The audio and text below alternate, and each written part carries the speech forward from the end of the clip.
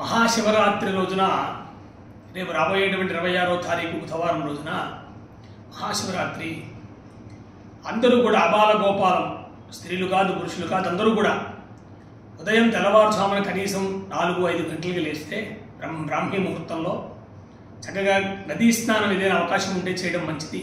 లేకుంటే మన ఇంట్లోనే మనం స్నానం చేసి గంగే చ యమునే కృష్ణే అనేటువంటి శ్లోకం చెప్పుకుని కానీ ఇది గంగాని భావిస్తూ కానీ స్నానం చేసి చక్కగా మంచి వస్త్రాలు ధరించి స్త్రీలైతే చక్కగా కుంకుమ ధరించాలి, పురుషులైతే విభూతి ధారణ చేసి బొట్టది పెట్టుకుని అందరూ కూడా అన్ని వర్ణముల వారు కూడా చక్కగా విభూతి ధారణ చేసి రుద్రాక్ష ధారణ చేసి ఇంట్లో శివలింగం కానీ ఉంటే దానికి అర్చన చేసుకోవచ్చు.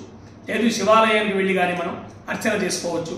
మనకి తోచినటువంటి ద్రవ్యం కొబ్బరికాయలు ఇత్యాదులన్నీ ఉంటాయి, బిల్వం, ఆవు పాలు ప్రధానంగా, ఇంకా పంచామృతాలు ఉంటే ఇంకా సంతోషం, అరటిపళ్ళు ఇత్యాదులన్నీ కూడా ఫలములు పుష్పములు ఇవన్నీ కూడా స్వామి కైంకర్యానికి వాడవచ్చు. యథాశక్తిగా అన్నీ కూడా తీసుకుని శివాలయాలకు వెళ్ళి చక్కగా ఆ ఈశ్వరుని ఆరాధన చేసి అక్కడ ఉండేటువంటి పండితులు కానీ లేక అర్చక స్వాములు కానీ మనం వారికి అర్థించి వారి ద్వారా పరమేశ్వరుని ప్రార్థన చేసి అర్చన చేసి శివానుగ్రహాన్ని పొందాలి అని కోరుకుంటున్నాను.